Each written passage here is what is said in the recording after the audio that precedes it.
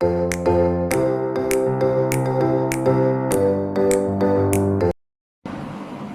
semua, nama saya ialah Yu Qijian.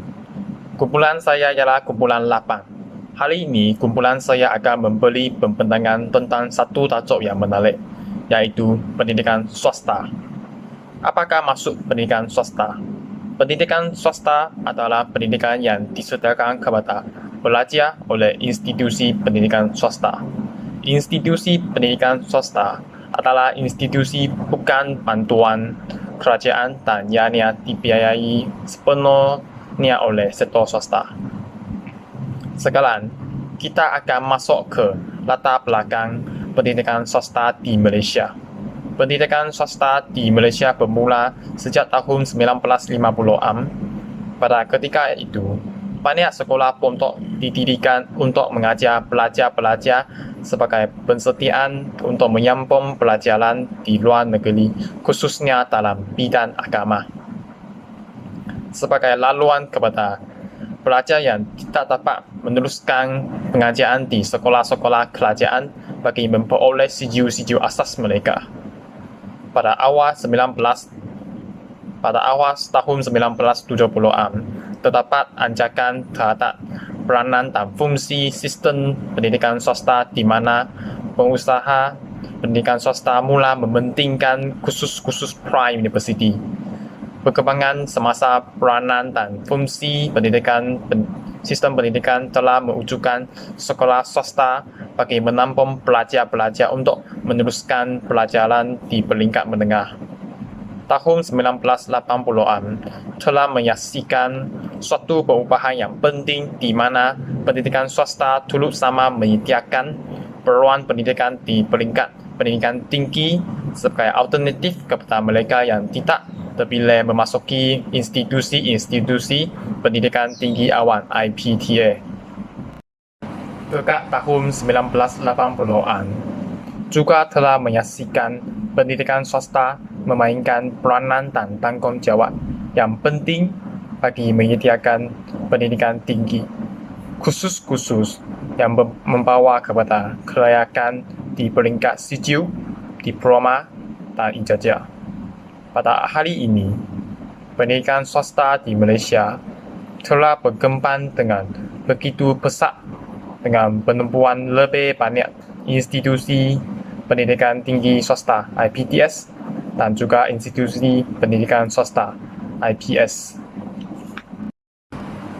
Pendidikan swasta di Malaysia telah mendapat periktilafan antarabangsa apabila kebanyakan daripada program pengajarannya diterima oleh kebanyakan universiti luar negara yang terkenal untuk kemasukan ke peringkat ijazah. Seterusnya, kita masuk ke kategori pendidikan swasta di Malaysia. Sistem pendidikan kebangsaan merangkumi daripada peringkat pra-sekolah hinggalah kepada peringkat pendidikan tinggi. Institusi pendidikan swasta secara amnya terdiri daripada dua kategori utama yang dibahagikan mengikut peringkat pendidikan yang ditawarkan. Operasi institusi pendidikan swasta dibiayai sepenuhnya oleh sektor swasta. Walau bagaimanapun, proses penubuhan dan pentadaftaran, pengurusan dan operasi sesebuah institusi pendidikan swasta IPS adalah tertanggung di bawah Akta Pendidikan tahun 1996. Ringkasnya, dua kategori utama institusi tersebut adalah terdiri daripada institusi pendidikan swasta yang di bawah selian Kementerian Pendidikan Malaysia KPN dan institusi pendidikan tinggi swasta IPTS yang di bawah selian Kementerian Pengajaran Tinggi Malaysia KPTN. Kesemua institusi pendidikan berkenaan perlu bertatap dengan kementerian berkaitan terlebih dahulu sebelum dibenar beroperasi. Secara umumnya, institusi pendidikan swasta terbahagi kepada dua kategori. Kategori yang pertama ialah institusi pendidikan swasta IPS dan kedua ialah institusi pendidikan tinggi swasta IPTS. Institusi pendidikan swasta IPS ialah institusi pendidikan yang tergolong dalam kategori ini menawarkan pendidikan dari peringkat prasekolah, sekolah rendah hinggalah ke peringkat menengah. Jenis-jenis institusi pendidikan swasta dalam kategori yang perlu ditetapkan dengan Kementerian Pelajaran termasuklah tadika swasta yang mengikuti kurikulum kebangsaan prasekolah Kementerian Pelajaran Malaysia, sekolah rendah dan menengah swasta yang mengikuti kurikulum kebangsaan dan penilaian yang dicanangkan, sekolah rendah dan menengah agama swasta yang mengikuti kurikulum kebangsaan, sekolah persendirian Cina yang mengikuti garis bantuan Kementerian Pelajaran, sekolah antarabangsa dan pusat tuition yang menyediakan bantuan pelajaran kepada para pelajar mengikuti kurikulum kebangsaan. Contoh institusi pendidikan swasta IPS di Malaysia adalah seperti St. John International School di Kuala Lumpur, Malaysia. IPTS dikelolakan oleh sektor swasta bagi menawarkan khusus untuk para pelajar lepasan Sijil Pelajaran Malaysia SPN, Sijil Pelajaran Malaysia Vocational dan Sijil Tinggi Pelajaran Malaysia STPN bagi mendapatkan sijil, diploma dan ijazah. Kumpulan IPTS yang perlu ditetapkan dengan Kementerian Pendidikan ialah institusi pendidikan tinggi swasta, universiti swasta, college swasta, college universiti swasta, kampus cawangan universiti swasta dan pusat pengajaran jarak jauh. Hai, Assalamualaikum dan salam sejahtera. Nama saya Mazatulia binti Cimasuk. Menyambung apa yang telah diterangkan oleh saudara Yitija di video sebelum ini, iaitu contoh-contoh institusi pendidikan tinggi swasta yang terdapat di Malaysia, antaranya Universiti AIMS, Universiti Teknologi Petronas, Universiti Tenaga Nasional, Universiti MSU, Taylor University dan Sunway University dan sebagainya. Okey, antara faktor perkembangan pendidikan tinggi swasta di Malaysia yang meningkat secara mendadak disebabkan pendemokrasian pendidikan menengah sehingga peningkatan permintaan sosial ke atas pendidikan tinggi. Oleh hal demikian, institusi pendidikan tinggi awam iaitu APTA tidak dapat memenuhi peningkatan tersebut. Selain itu, masalah peruntukan kewangan yang diberikan oleh kerajaan ke atas pendidikan tinggi sangat kurang dan terdapat tempat yang terhad di IPTA. Oleh itu, IPTS menjadi pilihan kedua oleh pelajar-pelajar yang ingin menyambung pelajaran. Yang terakhir, peningkatan yuran pengajian di IPTA luar negara disebabkan peningkatan mata wang asing. Jadi, IPTS menjadi peluang kepada pelajar yang berkemampuan untuk menyambung pelajaran. Seterusnya, perkembangan pendidikan swasta yang bermula daripada kejatuhan nilai wang ringgit nampaknya membawa rahmat yang besar kepada industri pendidikan tinggi tempatan, di mana ramai di kalangan pelajar yang menuntut di luar negara pulang ke negara mereka untuk menyambung pengajian akibat kos yang meningkat naik. Mengikut laporan majalah Masa keluaran 21 Mac 1998, adalah difahamkan bahawa hampir 3,000 pelajar di luar negara yang telah menyatakan minat mereka untuk menyambung pengajian mereka di IPTS tempatan, iaitu di Malaysia. Golongan ini menjadikan IPTS sebagai alternatif utama untuk menyambung pengajian mereka dan ianya semakin menggalakkan pendidikan swasta berkembang dengan pesat di negara ini dari segi jenis, jumlah, saiz dan skop pengajian yang lebih khusus. Selain itu, penjelasan oleh Timbalan Perdana Menteri Pendidikan semasa Pada tahun 1998, Datuk Khalid Yunus kepada majalah Masa keluaran 28 Mac 1998 menyatakan bahawa kepesatan lahirnya IPTS adalah salah satu langkah yang strategik kerajaan untuk mengurangkan pergantungan mereka agar tidak menghantar pelajar lagi ke luar negara. Jadi, seharusnya kita melihat perkara ini dari sudut yang positif. Dan tambahan lagi, Timbalan Perdana Menteri dalam hujahnya menyatakan hasratnya untuk menjadikan Malaysia sebagai pusat pendidikan yang cemerlang. Dan Kementerian Pendidikan juga berhasrat ingin melihat 40% rakyat negara ini berpendidikan tinggi dengan tubuhnya IPTS di negara ini. Dianggarkan jumlah kolej swasta di negara ini lebih 400 buah dan kebanyakan terdapat di Kuala Lumpur, Pulau Pinang dan Johor Bahru. Sesetengah daripada kolej dan institut swasta telah mempunyai cawangan ataupun kampus cawangannya di negeri-negeri lain. Untuk kawalan kerajaan ke atas pengurusan IPTS yang merangkumi Jabatan Pendidikan Swasta, Akta dan Perundangan, Lembaga Akreditasi Negara dan External Examiner yang berperanan dalam mengawal kos, kurikulum dan kualiti.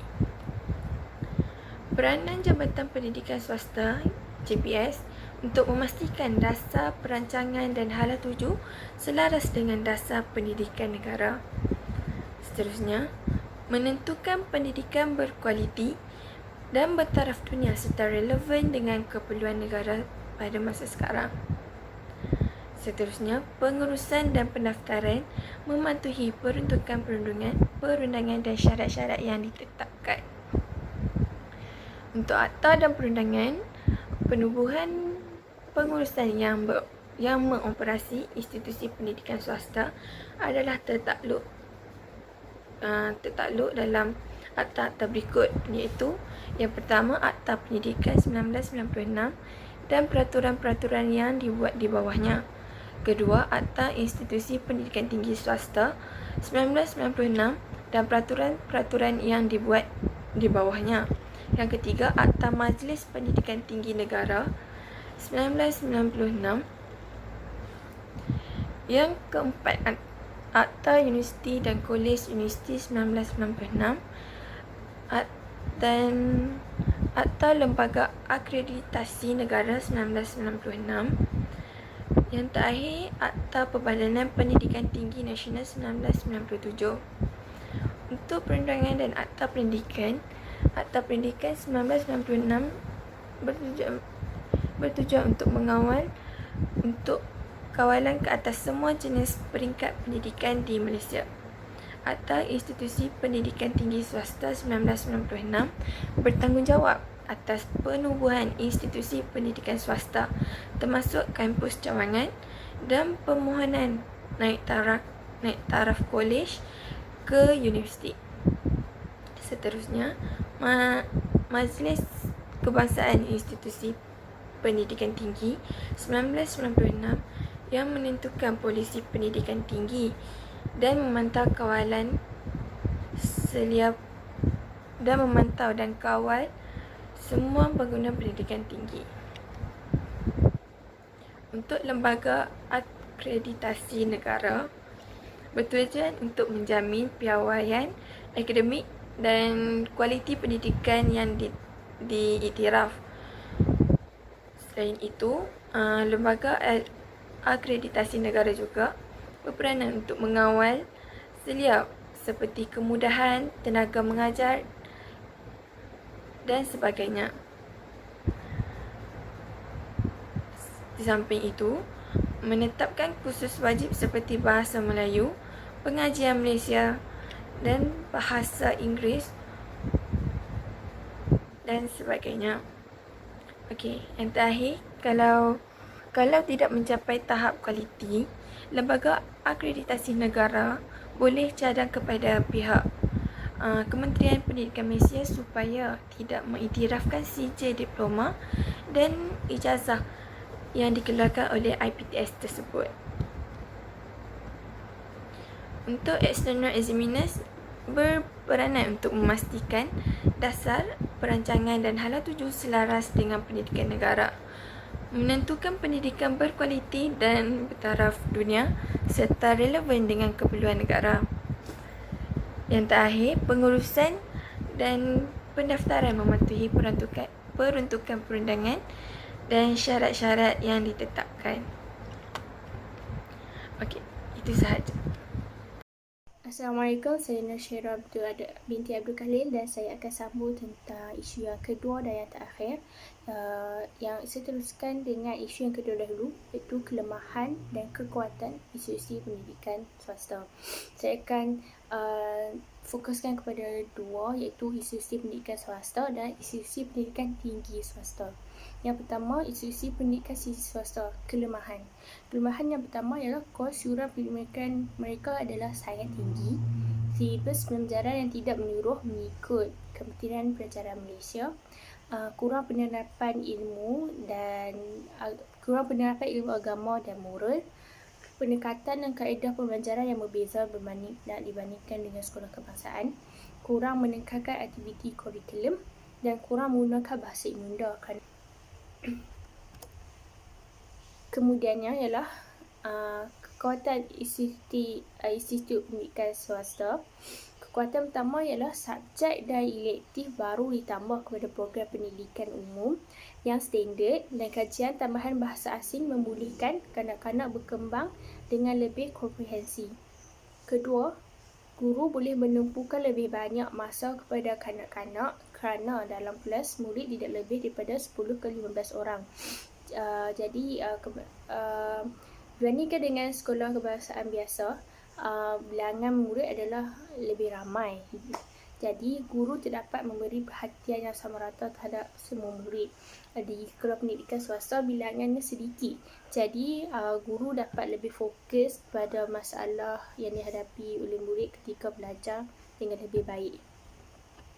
Kemudian, peralatan teknikal yang lengkap di semua bilik seperti perabot moden, komputer dan peralatan pejabat. Kembali kepada poin kelemahan sebelum ini, yuran pengajian mereka sangat tinggi, tetapi dengan itu kelengkapan mereka lengkap, canggih dan lebih mengikut waktu yang terkini. Jadi pembelajaran mereka akan menjadi lebih baik. Dan setengah institusi pendidikan swasta juga mempunyai gym yang dilengkapi dengan keperluan terkini. Jadi setiap murid dapat mengamalkan sukan kegemaran mereka. Kemudian penggunaan bahasa Inggeris yang menyeluruh. Jadi kekuatan bahasa mereka adalah lebih baik. Kemudian kelemahan institusi pendidikan tinggi swasta, iaitu di peringkat universiti dan seterusnya. Yuran pengajian mereka mahal, tempat tinggal tanggungan sendiri di kebanyakan IPTS. Kedua, permit pelajar mungkin akan disalahguna oleh penjenayah yang menyamar sebagai pelajar kerana pelajar antarabangsa mendapat permit yang lama untuk tinggal di Malaysia. Terusnya ialah kekuatan institusi pendidikan tinggi swasta IPTS.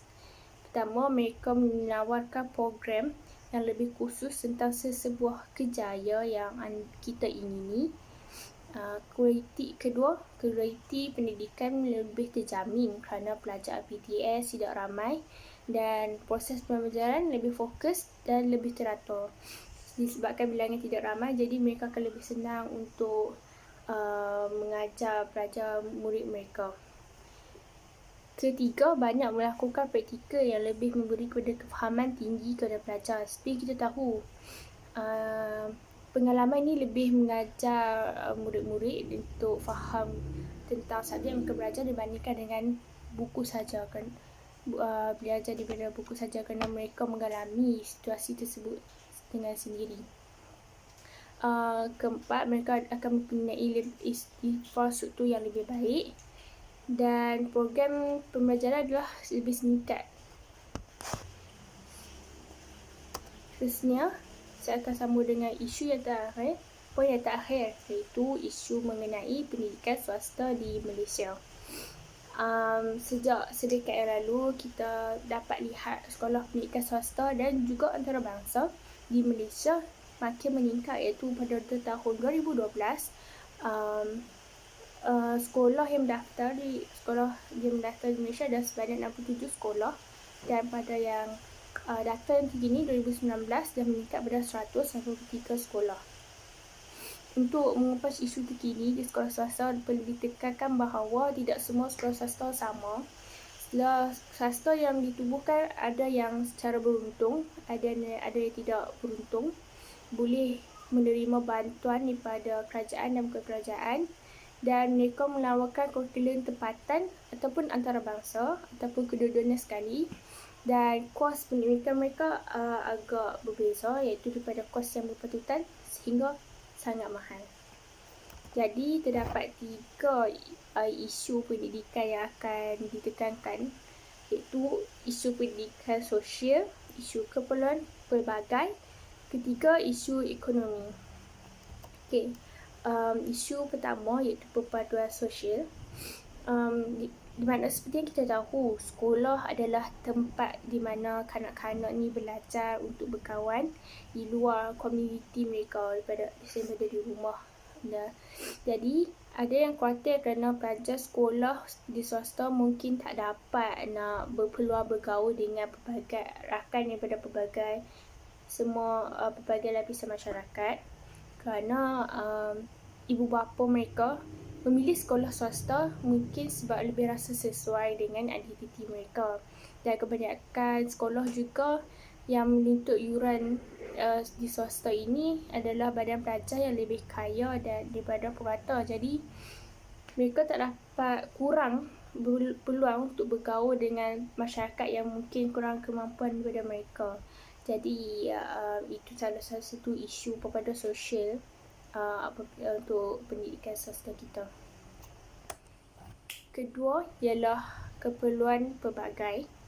Salah satu sebab utama wujudnya sekolah swasta adalah sebab keperluan pembelajaran, iaitu budaya, agama, pedagogi dan lain-lain, yang dianggap sebagai keperluan yang tidak dapat dipenuhi oleh sekolah kebangsaan. Sekolah kebangsaan iaitu sistem sekolahan awam di Malaysia. Jadi sebagai contoh, setengah ibu bapa percaya bahawa sekolah antarabangsa ataupun sekolah swasta dapat menawarkan sudut pandangan yang lebih global yang dianggap akan memberi prospek kehidupan yang lebih baik kepada anak-anak mereka. Selain itu, ada yang pelajar yang tak tahan untuk sekolah awam dan memilih sekolah swasta kerana nisbah guru dan pelajar guru yang lebih rendah. Jadi guru dapat fokus pada mereka dengan lebih baik. Yang ketiga adalah isu ekonomi.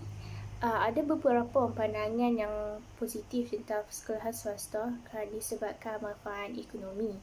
Jadi Duli Yang Maha Mulia Sultan Nazrin iaitu Sultan Perak pada tahun 2019 mengatakan sendiri, dia berpendapat bahawa sekolahan swasta ni mampu untuk mengurangkan pembelajaran kerajaan, menarik pelajar asing serta memberikan alternatif kepada pelajar tempatan yang mungkin pilih untuk belajar di luar negara jika sekolah swasta tersebut tidak ditawarkan, dan ini akan turut mengurangkan aliran keluar mata wang di Malaysia. Terdapat beberapa juga yang berpendapat bahawa sekolah swasta mungkin menaruhkan dana kepada karuan yang tidak berpatutan. Oleh sebab keperluan untuk menarik pelajar, sebahagian belanjawan sekolah swasta sering digunakan untuk periklanan dan pemasaran, di mana maksudnya tidak berpatutan kerana mereka lebih fokus pada periklanan dan pemasaran untuk menarik pelajar berbanding dengan untuk salurkan duit tersebut kepada pelajar tersendiri. Jadi itu saja pembintangan daripada kumpulan kami. Sekian, terima kasih.